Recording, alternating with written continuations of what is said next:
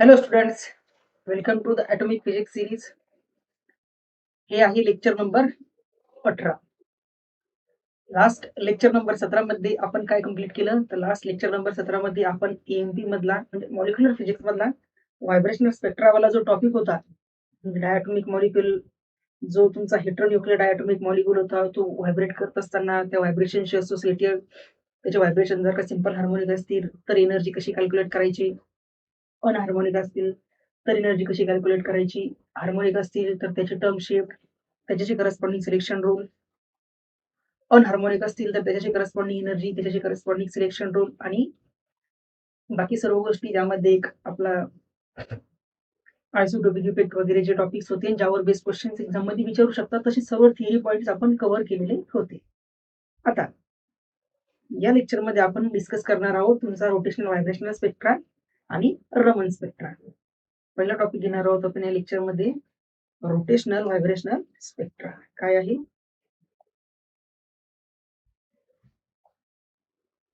Rotational vibrational spectra. Rotational vibrational spectra. तुम्हाला प्रश्न पडला असेल की आपण रोटेशनल स्पेक्ट्रा सुद्धा डिस्कस केला, व्हायब्रेशनल स्पेक्ट्रा सुद्धा डिस्कस केला. मग आता रोटेशनल व्हायब्रेशनल स्पेक्ट्रा म्हणजे हा नेमका टॉपिक काय आहे? तर तुम्हाला एक गोष्ट कळाली का, की ज्यावेळेस आपण रोटेशनल स्पेक्ट्रा कन्सिडर केला होता किंवा रोटेशनल स्पेक्ट्रा डिस्कस केला रोटेशनल, त्यावेळेस आपण व्हायब्रेशनल स्पेक्ट्राला कम्प्लिटली इग्नोर केलं होतं. ज्यावेळेस रोटेशनल स्पेक्ट्रा आपण आयटमचा डिस्कस केला त्यावेळेस व्हायब्रेशनल स्पेक्ट्रा बद्दल कुठल्याच प्रकारचं म्हणजे रोटेशन कन्सिडर करत असताना व्हायब्रेशन बद्दल कुठल्याच प्रकारचं डिस्कशन केलं नाही. आणि ज्यावेळेस आपण व्हायब्रेशनल स्पेक्ट्रा डिस्कस केला त्यावेळेस आपण रोटेशनल स्पेक्ट्रा बद्दल किंवा व्हायब्रेशनल स्पेक्ट्रा डिस्कस करत असताना या रोटेशनल लेवल बद्दल किंवा रोटेशनल एनर्जी त्यामध्ये असते डायटॉमिक मॉलिक्युल मध्ये, असं काहीच डिस्कशन तिथं केलेलं नव्हतं. म्हणजे अशी ऑलवेज ट्रू आहे का? असं असू शकतं की एखादा डायटॉमिक मॉलिक्युल आहे तो रोटेट करत असताना त्या रोटेटिंग स्टेटमध्ये व्हायब्रेटही करू शकतो. असं गरजेचं थोडी आहे की तो फक्त सिम्पली रोटेट करत असेल त्यावेळेस त्याचं व्हायब्रेशन झिरो असेल, ज्यावेळेस व्हायब्रेट करत असेल त्यावेळेस त्याचं रोटेशन झिरो असेल. तर नाही, प्रॅक्टिकली जो ॲटॉमिक स्पेक्ट्रा किंवा जो मॉलिक्युलर स्पेक्ट्रा ॲटमचा ऑप्टेन होतो तो रोटेशनल आणि व्हायब्रेशनल दोन्हीचा कंबाईंड स्पेक्ट्रा ऑप्टेन होतो. सिम्पलेस्ट रोटेशनल आणि सिम्पलेस्ट म्हणजे प्युअर रोटेशनल आणि प्युअर व्हायब्रेशनल स्पेक्ट्रा हे थेरॉटिकली आपण डिस्कस करत असतो, पण प्रॅक्टिकली आपल्याला असे रिझल्ट ऑप्टेन होत नाही. प्रॅक्टिकली कसे रिझल्ट ऑप्टेन होतात आपल्याला? रोटेशनल आणि व्हायब्रेशनल दोन्ही स्पेक्ट्रा काय असतात? मिक्स्ड असतात. सो त्याच स्पेक्ट्राला म्हणत असतो आपण रोटेशनल व्हायब्रेशनल स्पेक्ट्रा.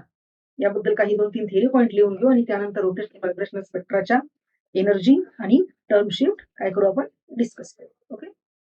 यामध्ये पहिला पॉइंट लिहायचा आहे की इफ अ डायटॉमिक मॉलिक्युल, काय आहे? If a diatomic molecule having permanent electric dipole moment, permanent electric dipole moment. If a diatomic molecule having permanent electric dipole moment, हा काय करतो? इंटरॅक्ट करतो. इज इंटरॅक्टिंग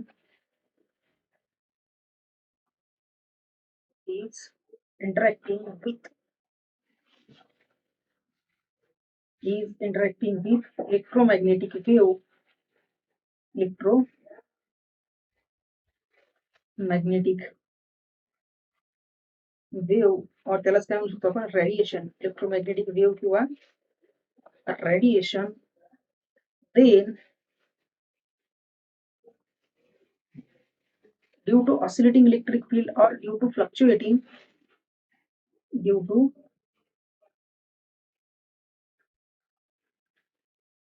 fluctuating fluctuating म्हणजे time varying. Fluctuating electric field, fluctuating electric due to fluctuating electric field of radiation, due to fluctuating electric field of radiation due to fluctuating electric field of radiation, rotational and vibrational, rotational and vibrational spectrum of the molecule, spectrum of the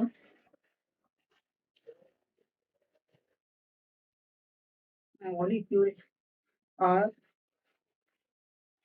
occur. Okay, जे आपण मी तुम्हाला सांगितले म्हणजे virtually तेच फक्त काय केलं आपण इथं स्टेटमेंट मध्ये लिहिलेलं आहे. इथं काय केलं फक्त स्टेटमेंट मध्ये लिहिलेलं आहे. इफ काय आहे, इफ द ट्रान्झिशन, इफ काय रे बाबा, if the transition, if the occur transition occur होतो from, if the transition occur from one vibrational level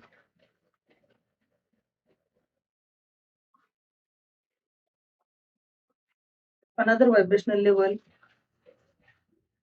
another vibrational level, it produced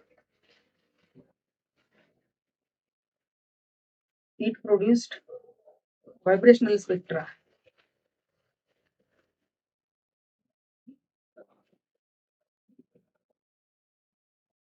and the same म्हणजे काय, जेव्हा एका रोटेटिंग लेवलवरून दुसऱ्या रोटेटिंग लेवलवर transition होतं तेव्हा काय होतं, and the same produces the rotational spectra, same produces the rotational, same produces the rotational spectra. Okay, it is not true that, it is not true that pure rotating and pure rotating and pure vibrating levels are occur separately. Pure rotating and pure vibrating levels, थोडं हँडरायटिंगचं manage करा जरा, handwriting माझं थोडं आहेच असं, ते आता सुधारली नाही. हँडरायटिंग बद्दल मी खूप वेळा टीचर्स लोकांचे माझे खूप बोलणे सुद्धा खाल्लेले आहे. हँडरायटिंग आता काय जसं आहे लहानपणापासून तसं आहे. सो थोडंसं समजून घेण्याचा प्रयत्न करा. काय आहे, it is not true that pure rotating and pure vibrating levels are occur separately.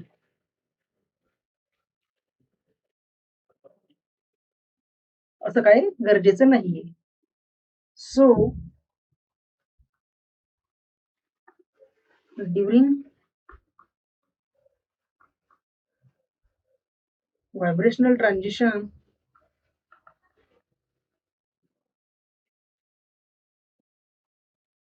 rotational level may occur so that we get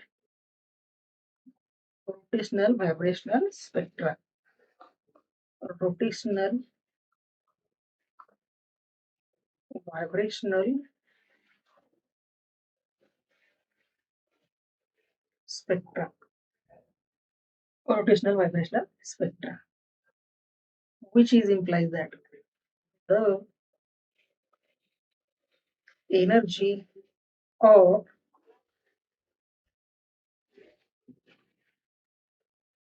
pure rotational and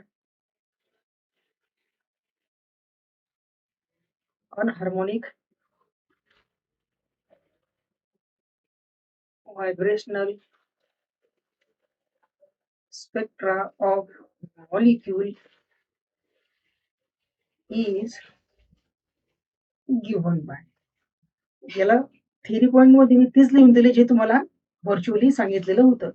ती एनर्जी असते ई, जे रोटेशनल क्वांटम नंबर आणि व्हायब्रेशनल क्वांटम नंबरच्या corresponding, आणि ती आहे तुमची vibrational rotational quantum number च्या करस्पॉन्डिंग एनर्जी, आणि व्हायब्रेशनल क्वांटम नंबर बीच्या करस्पॉन्डिंग असणारी व्हायब्रेशनल एनर्जी. ओके, यालाच कसं डिनोट करतो असतो आपण, जे+1 BHC.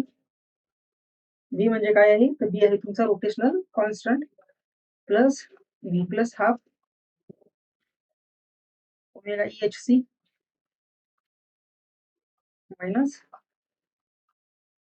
V plus half square omega E x C H c. आता ह्या सर्व टर्म्स कशा आल्या कशा नाही हे आपण अगोदर ज्यावेळेस रोटेशनल व्हायब्रेशनल स्पेक्ट्रा डिस्कस केला होता तिथे पूर्ण डिटेलमध्ये बघितलेल्या होत्या. सो इथे तुम्हाला प्रत्येक टर्मला इलॉबरेट करून सांगण्याची गरज नाही. तुम्ही समजून घेऊ शकता की बी एच सी ही टर्म बी एच सी का आली, कारण इथे काय असते H cross square upon twice आणि H cross square upon twice आल्यास आपण बी एच सी लिहू शकतो. इथे ओमेगा ई म्हणजे omega upon two pi C असते त्याला, म्हणजे ह्या क्वांटिटी इन शॉर्ट मध्ये सांगायचं म्हणजे ही B omega E x C H C या क्वांटिटी मल्टिप्लाय केले या सर्व रिलेशन्स तुम्हाला माहिती आहे. ओके, सो इथे मी ते जास्त डिटेलमध्ये इलॉबरेट करत बसणार नाही. मग त्यावरून द टर्म शिफ्ट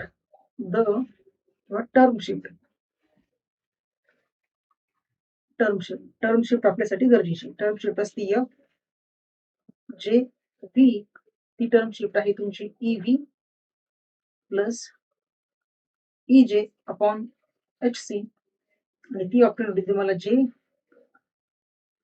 जे plus one V plus V plus half omega E minus V plus half square omega E X ही आहे तुमची F J V term shift. ही टर्म शिफ्टला तुम्ही लक्षात ठेवायचं. यामध्ये वाटलं तर बी आणि ओमेगाच्या लिहून घ्या. एक्सप्रेशन काय बी आहे तुमचा H upon 8 pi square I C जो आहे रोटेशनल कॉन्स्टंट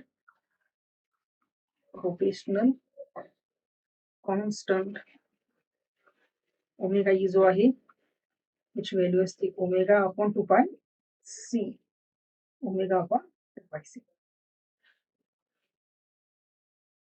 आता ही सिलेक्शन रूल जे रोटेशनल व्हायब्रेशनल स्पेक्ट्राचे जे ह्या रोटेशनल कॉन्स्टंट नंबर साठी पण असेल आणि व्ही ह्या व्हायब्रेशनल क्वांटम नंबर साठी सुद्धा असेल.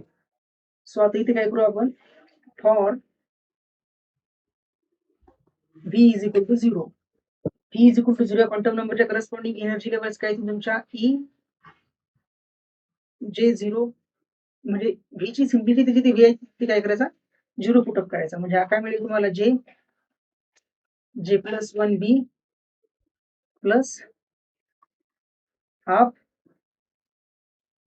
Omega E minus 1/4 omega E X ही मिळाली तुम्हाला व्हॅल्यू या जे झिरोच्या करस्पॉन्डिंग जे झिरोच्या करस्पॉन्डिंग.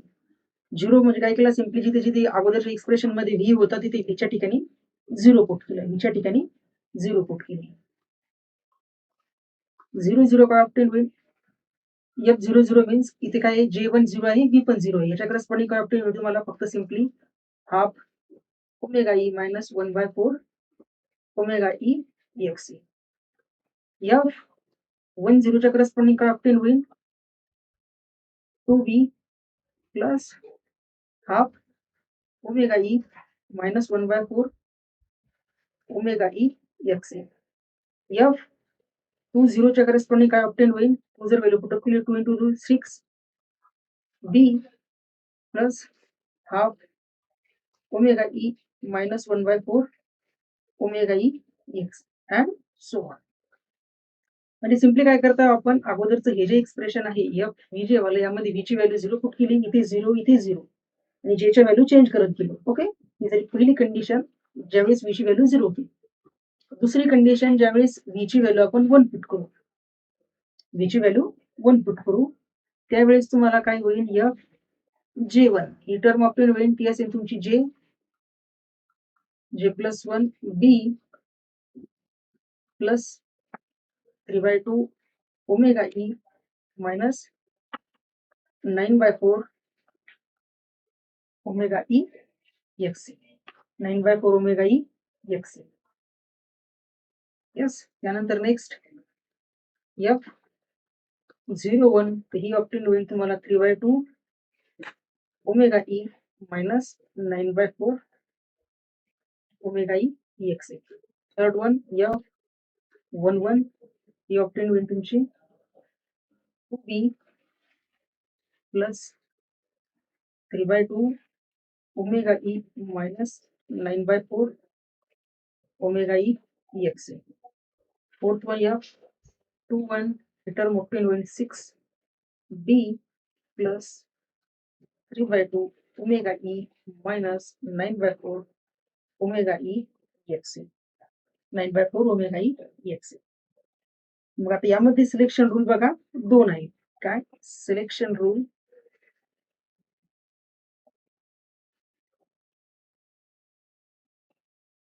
काय आहे तर V साठी सिलेक्शन रूल आहे delta V is equal to plus minus 1 delta V is equal to plus minus 1 आणि delta J is equal to 0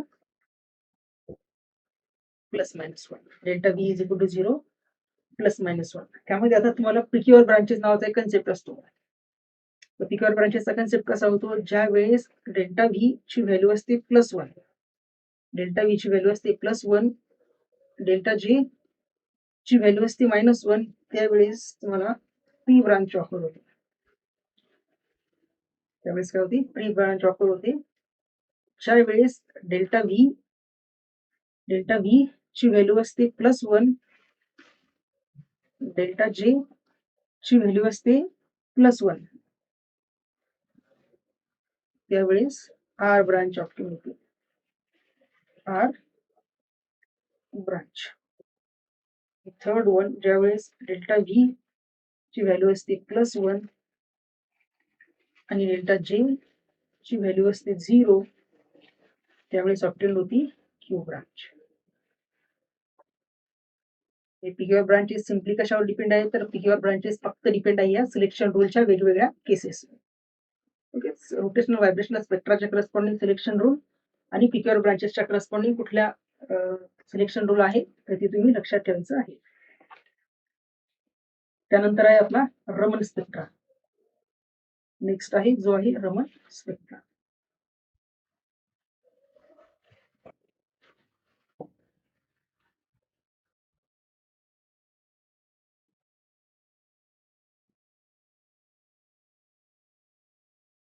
स्पेक्ट्राबद्दल सगळ्यात पहिला पॉइंट आहे these spectra is shown by homonuclear as well as heteronuclear molecule. Homonuclear और हेटेरोन्यूक्लियर दोन्ही molecule जे आहेत ते दोन्ही टाईपचे मॉलिक्युल्स रमन स्पेक्ट्रा हा शोन करत असतात. म्हणजे इथे बाउंडेड कंडिशनच नाही ती की बाबा जसं रोटेशनल आणि व्हायब्रेशनल स्पेक्ट्रा फक्त हेटेरोन्यूक्लियर डायटोमिक मॉलिक्यूल शोन करत होते तसा जो आहे तो रमन स्पेक्ट्रा हे सगळ्या टाईपचे मॉलिक्युल्स काय करत असतात शोन करत असतात. रमन स्पेक्ट्रा एक्सप्लेन करण्यासाठी थोडंसं डायग्रामॅटिकली समजून घ्या. रमन स्पेक्ट्रा कसा असतो हा एक बॉक्स असतो एक्सपेरिमेंटल सेटअप अशा पद्धतीने असतो.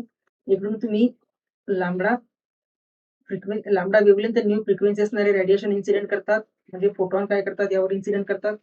यामध्ये असतो मटेरियल किंवा एक्सपेरिमेंटल सॅम्पल फिल केलेला असतो.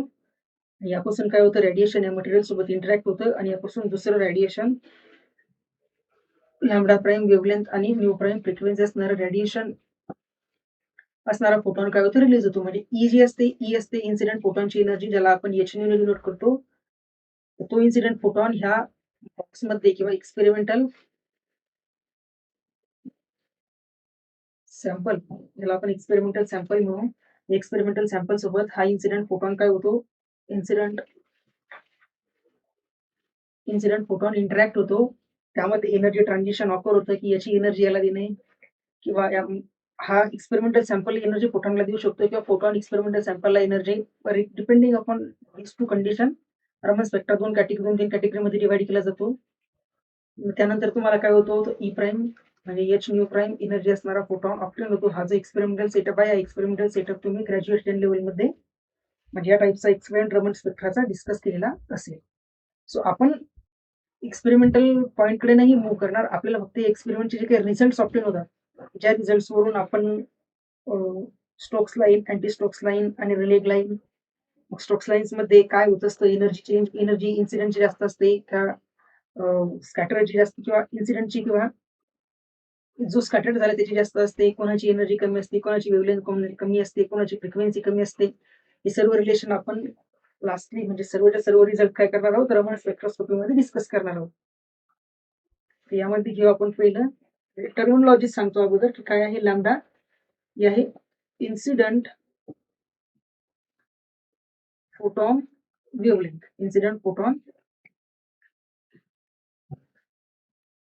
लॅम्बडा काय, इन्सिडंट फोटॉनची वेव्हलेंथ आहे. न्यू काय आहे, इन्सिडंट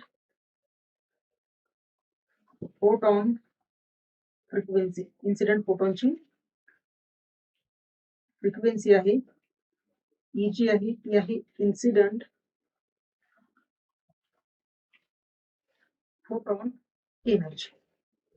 म्हणजे अनप्राईम वाले सर्व गोष्टी related with incident photon. Okay. त्यानंतर लॅम्बडा प्राईम हे काय आहे, scattered photon wavelength.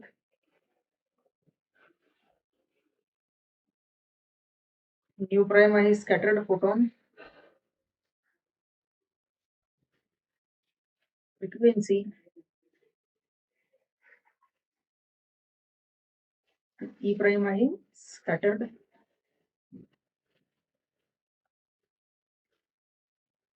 Photon energy. E prime काय आहे, स्कॅटर्ड फोटॉन एनर्जी आहे. यामध्ये आता इफ, यामध्ये पहिली कंडिशन काय आहे, पहिली condition if lambda prime is greater than lambda. Lambda prime greater than lambda म्हणजेच काय, तर स्कॅटर्ड फोटॉनची वेव्हलेंथ इन्सिडेंट फोटॉनच्या वेव्हलेंथ पेक्षा जास्त आहे किंवा nu prime less than new. Scattered फोटॉनची wavelength जास्त आहे किंवा स्कॅटर्ड फोटॉनची फ्रिक्वेन्सी कमी आहे. स्कॅटर्ड फोटॉनची वेव्हलेंथ जास्त किंवा स्कॅटर्ड फोटॉनची फ्रिक्वेन्सी कमी, त्या कंडिशन मध्ये then we get Stokes line. We get Stokes lines. Second, if lambda prime less than lambda, scattered photonची वेव्हलेंथ कमी आहे किंवा nu prime greater than nu. म्हणजे लॅम्बडा प्राईम जर स्मॉल आहे तर फ्रिक्वेन्सी जास्त आहे, त्यावेळेस काय भेटतात आपल्याला, then we get anti Stokes line. We get anti Stokes lines. आणि थर्ड कंडिशन, ज्या कंडिशन्स मध्ये if lambda prime is equal to lambda और nu prime is equal to nu, then we get relay line. ह्याच्यात तीन condition आहे, Stokes लाईनच्या corresponding, anti Stokes लाईनच्या करस्पॉन्डिंग आणि रिले लाईन्सच्या करस्पॉन्डिंग. फ्रिक्वेन्सी आणि वेव्हलेंथचे जे काही रिलेशन्स आहे, हे रिलेशन्स तुम्हाला लक्षात ठेवणे मस्ट आहे. म्हणजे रिलेशन तुमचे जर मागे पुढे झाले तर तुम्हाला येत असणाऱ्या कन्सेप्टचे 2 मार्क्स तुमचे मिस होऊ शकते. Stokes lines, anti Stokes lines आणि रिले लाईन, तिन्ही लाईन्सच्या करस्पॉन्डिंग काय करायचे आहेत, वेव्हलेंथ आणि फ्रिक्वेन्सीच्या कंडिशन्स केअरफुली लक्षात ठेवायच्या आहेत. काय करायचे आहेत, केअरफुली लक्षात ठेवायचे आहे. त्यानंतर डेल्टा न्यू जो आहे, डेल्टा न्यू काय असतो, हा फ्रिक्वेन्सी डिफरन्स आहे, तो म्हणजे न्यू प्राईम मायनस न्यू. हा काय आहे तुमचा रमन शिफ्ट. रमन शिफ्ट. रमन शिफ्टची कंडिशन्स पण काय असेल, जर न्यू प्राईम न्यू पेक्षा मोठा असेल तर रमन शिफ्ट पॉझिटिव्ह असेल. जर nu prime less than nu असेल तर रमन शिफ्ट निगेटिव्ह असेल. जर nu prime is equal to nu असेल तर रमन शिफ्ट 0 असेल. सो रमन शिफ्टशी असोसिएटेड जर का तुम्हाला कंडिशन विचारली स्टोक्स, अँटी स्टोक्स आणि रिले लाईनची, तर ती सुद्धा तुम्ही काय करू शकता, या कंडिशन्स वरून इलॅबोरेट करून सांगू शकता. ओके. वाटलं तर याच्या करस्पॉन्डिंग मग इथे तुम्ही आणखी एक केस सुद्धा लिहू शकता की काय असते, इथे एनर्जी जी असते लॅम्बडा प्राईम ई प्राईम ही ई पेक्षा कमी जास्त असते. इथे ई प्राईमची व्हॅल्यू ई पेक्षा कमी असते आणि इथे ई प्राईम आणि ईच्या व्हॅल्यू इक्वल असतात. परत इथे लॅम्बडा प्राईमची व्हॅल्यू लॅम्बडापेक्षा कमी असते, इथे लॅम्बडा प्राईमची व्हॅल्यू लॅम्बडापेक्षा जास्त असते, आणि इथे लॅम्बडा प्राईम आणि लॅम्बडा इक्वल असतात. ही जी कंडिशन्स आहे तुमची पहिली कंडिशन की ज्यामध्ये डेल्टा न्यू पॉझिटिव्ह आहे, ही कंडिशन आहे तुमची स्टोक्स लाईन्सची. ही जी कंडिशन आहे ही आहे अँटी स्टोक्सची, आणि ही जी आहे ही आहे रेलेची.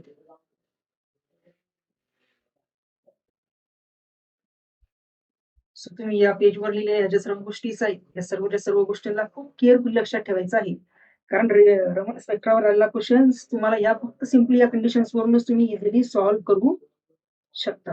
काय करू शकता? सिम्पली याच्यावरूनच सॉल्व्ह करू शकता.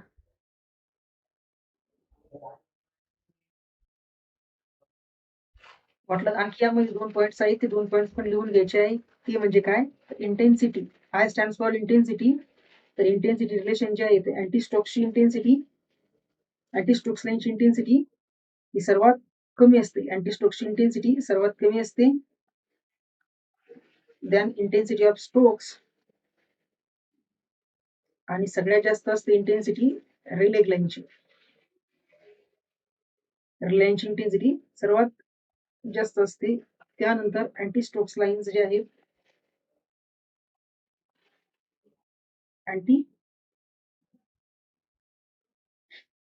अँटी स्टोक्स याची एनर्जी जास्त असते दॅन स्टोक्स.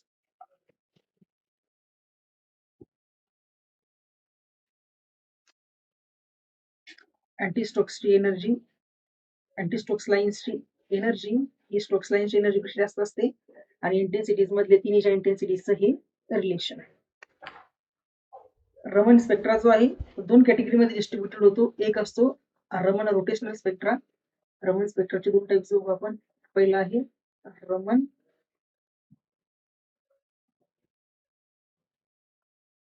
रोटेशनल, आणि दुसरा आहे इकडे रमन व्हायब्रेशनल. रमन रोटेशनल आणि रमन व्हायब्रेशनल. रमन रोटेशनल स्पेक्ट्रामध्ये आपण काय करत असतो? रमन रोटेशनल स्पेक्ट्रा जो आहे तो काय होत असतो? The transition between to rotational level. Raman rotational spectra जो असतो दोन रोटेशनल लेवल मधलं दोन रोटेशनल लेवलचं ट्रान्झिशन असतं, तेव्हा रमन रोटेशनल स्पेक्ट्रा ऑप्टेन होतो. हे काय आहे? द ट्रान्झिशन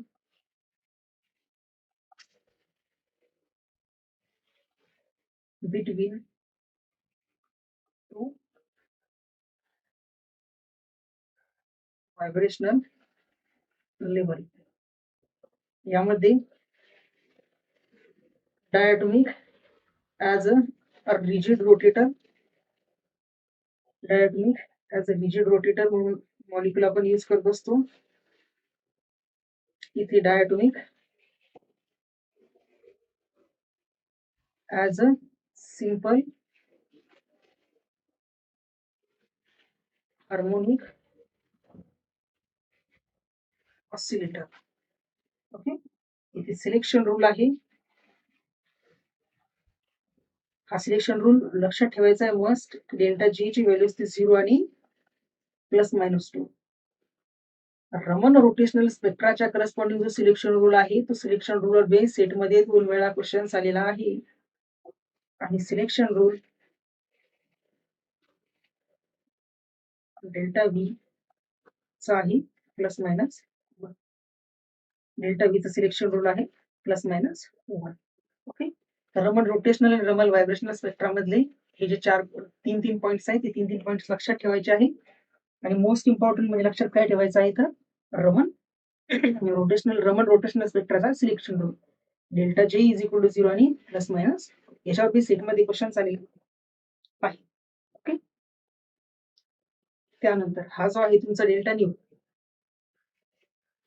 याला म्हणजे तुम्ही क्वांटम मेकॅनिकली जर का सॉल्व्ह केलं म्हणजे खूप मोठं डेरिव्हेशन आहे. ते डेरिव्हेशन जर सॉल्व्ह केलं तर याचा रिझल्ट तुम्हाला ऑप्टेन होत असतो 2 टॉईज जे plus 2 twice j plus 3, 2 twice j plus 2 twice j plus 3. B हा आहे तुमचा Raman rotational shift. Raman rotational शिफ्टचा हा आहे formula. हा फॉर्म्युला पण तुम्ही केअरफुली लक्षात ठेवायचा आहे. रमन रोटेशनल शिफ्टचा हा फॉर्म्युला सुद्धा केअरफुली लक्षात ठेवायचा आहे. त्यानंतर आणखी 2 पॉइंट्स आहेत रिलेटेड विथ रमन स्पेक्ट्रा, हे सुद्धा लक्षात ठेवायचे आहे. काय? The spacing